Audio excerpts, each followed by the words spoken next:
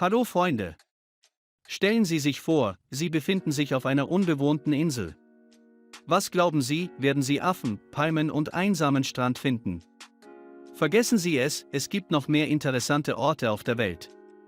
Eine Insel, auf der Schlangen leben, eine Insel, die aussieht wie Eier, der Mars, eine Insel, die Schiffe verschluckt, all das und noch viel mehr sehen Sie im heutigen Video. Heute möchte ich Ihnen von den interessantesten, ungewöhnlichsten und gefährlichsten Inseln erzählen. Big Major Kai Island, auf der Schweine leben.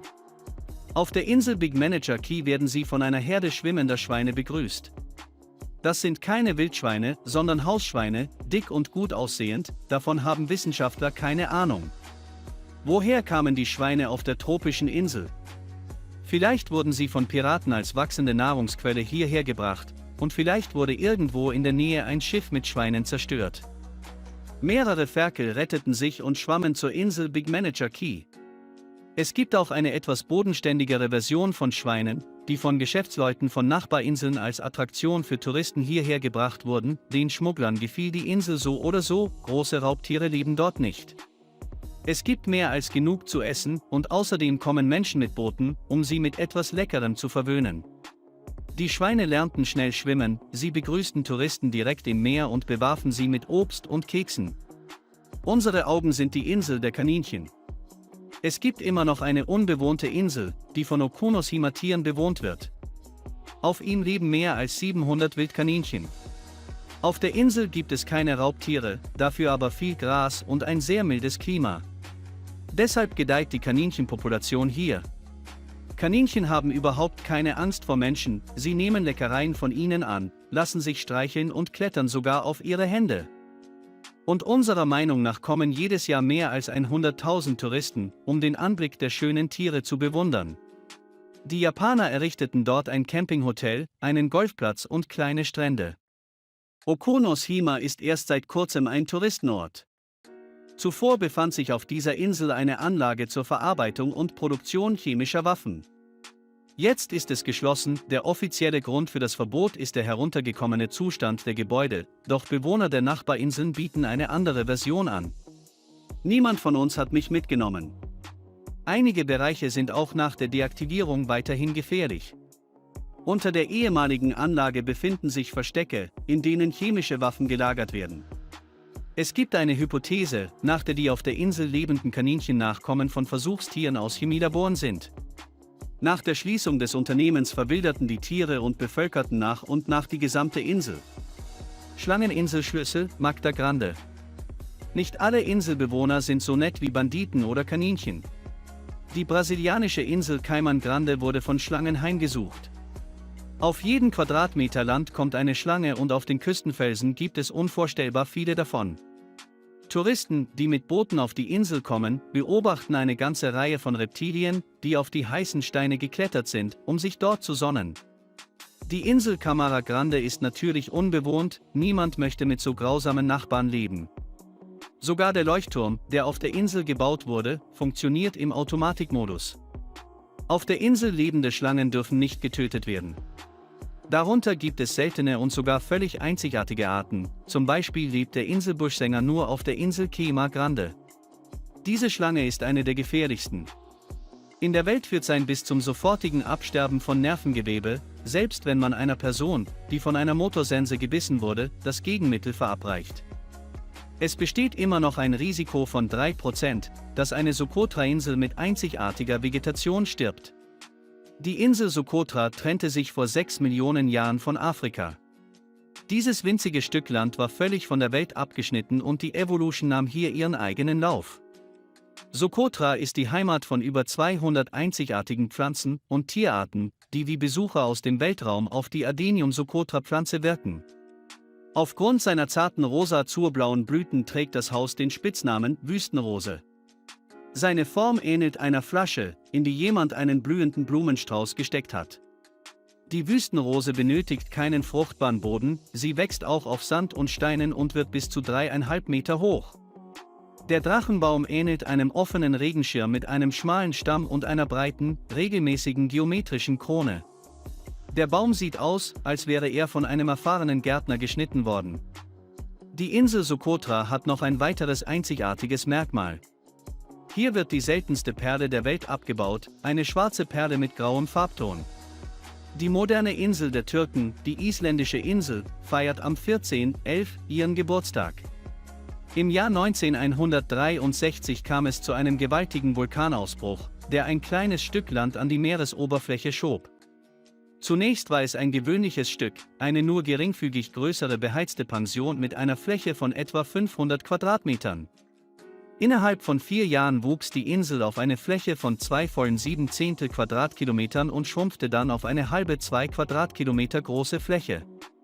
Ein Teil des Landes wurde zerstört, Erosionswissenschaftler waren überzeugt, dass auf dieser Insel nicht sofort Leben entstehen würde. Innerhalb weniger Stunden siedelten sich Bakterien auf dieser winzigen Insel an. 2 Jahre später tauchten Schimmel und Flechten auf, das auf den Steinen wachsende Moos wurde zur Grundlage des nährstoffreichen Substrats und die Wellen gingen auf die Insel zu. In den 1980er Jahren waren die Flächen und Klumpen verrottender Algen bereits Boden auf der Insel der Richter. Bald erschienen auch Gras und Blumen. Im Jahr 1918 wuchsen hier einst Sträucher. Auf der Insel haben sich 85 Vogelarten und eine große Zahl an Insekten niedergelassen. Es ist bereits heute wissenschaftlich erwiesen, dass die Natur in der Lage ist, selbst auf nackten Felsen ein vollwertiges Ökosystem zu schaffen, und dieser Prozess wird maximal 20 bis 30 Jahre dauern. Allerdings ist die Entwicklung der Insel noch in einigen Jahren nicht abgeschlossen und Bäume werden auf der Sorptionsfläche wachsen und sich hier niederlassen. Es wird interessant sein, die Tiere zu sehen, die als ein auf die Insel gelangen, die allgegenwärtigen Nagetiere der Marschronik. Kürzlich möchten Sie sehen, wie das Leben auf dem Mars aussieht. Fahren Sie nach Kanada zur Insel der Morgenröte, der größten unbewohnten Insel der Welt. Es umfasst eine Fläche von 55.247 Quadratkilometern. Der Sommer dauerte in der Antike nur einen Monat. Zu diesem Zeitpunkt steigt die Temperatur auf 10 Grad Celsius. In der restlichen Zeit ist es auf der Insel extrem kalt, bis zu -50 Grad Celsius. Don sieht aus wie eine echte Marswüste. Es gibt endlose Kilometer, rostige, gefrorene Böden, Felsen von steilen Hängen und ausgetrocknete Seen. Eine Zeit lang, in der Mars den Holden-Krater mit einem kaum zu glaubenden Durchmesser von 23 Kilometern vervollständigt. Diese riesige Grube wurde hier von einem 2 Kilometer großen Meteoriten hinterlassen, der vor 39 Millionen Jahren auf der Erde einschlug. Im April wird es kaum Schnee geben, es gibt nur wenige Süßwasserquellen. Außerdem wehen hier immer noch starke Winde, weshalb das Klima dem des Mars ähnelt. Der einzige wesentliche Unterschied besteht darin, dass die Gravitationskraft auf dem Mars sehr gering ist, 38% geringer als auf der Erde. NASA-Experten beschlossen, dieses unglaubliche Bild mit dem roten Planeten auszunutzen und errichteten vor langer Zeit eine Wissenschaftsstation, um ein Programm zur Erforschung des Mars umzusetzen. Verschwörungstheoretiker sind davon überzeugt, dass die NASA nicht weitergekommen ist als vor langer Zeit und all das von der NASA veröffentlichte Fotos vom Mars wurden auf der vor langer Zeit kriechenden Insel Sable aufgenommen. Die Länge der Zobelinsel beträgt 42 Kilometer, ihre Breite beträgt nur 1,5 Kilometer. Die Insel ähnelt einem riesigen Wurm, der wirklich kriecht. Ich mache keine Witze. Der Zobel kriecht tatsächlich und bewegt sich mit einer Geschwindigkeit von 200 m pro Jahr. In den letzten 100 Jahren hat es sich 20 Kilometer nach Osten bewegt. Suchen Sie nicht danach, aber die Insel wird von starken Meeresströmungen umspült. Diese erzeugen Wasserwirbel und stören die Schifffahrt. Seeleute betrachten seine Gewässer. Weil es unglaublich gefährlich ist, nennen sie die Insel Sable den Friedhof des Atlantiks oder die Insel der 1000 Schiffswracks. Die Zahl ist natürlich übertrieben, aber 350 Schiffe wurden vor der Küste dieser Insel sicherlich zerstört, doch nicht nur auf dem Wasser lauerte Gefahr für Seeleute. Sandablagerungen in der Nähe der Inselküste sehen harmlos aus, in Wirklichkeit handelt es sich jedoch um instabilen Flugsand. Viele Schiffbrüchige sind in diese natürliche Falle getappt. Sie starben nur wenige Meter vom Land entfernt. Er wird von Fällen berichten, in denen dieser Treibsand ihn völlig verschlungen hat. Ein anderer Spitzname der Insel, Zobelfresser der Schiffe, kommt vom ganzen Schiff. Die Menschen versuchten, die schwierige Insel zu bekämpfen. Im 19. Jahrhundert wurden dort 2 Leuchttürme gebaut, später ein Funkfeuer hinzugefügt, Die Insel wurde ständig von 25 Rettungsschwimmern überwacht, und diese Maßnahmen halfen. Die Zahl der Katastrophen ist zurückgegangen, aber die Insel ist immer noch gefährlich. Im 20. Jahrhundert strandeten mindestens 4 weitere Schiffe auf der Insel, Tendenz steigend. Nur erfasste Fälle. Die Insel ohne Wiederkehr, die Insel des Teufels.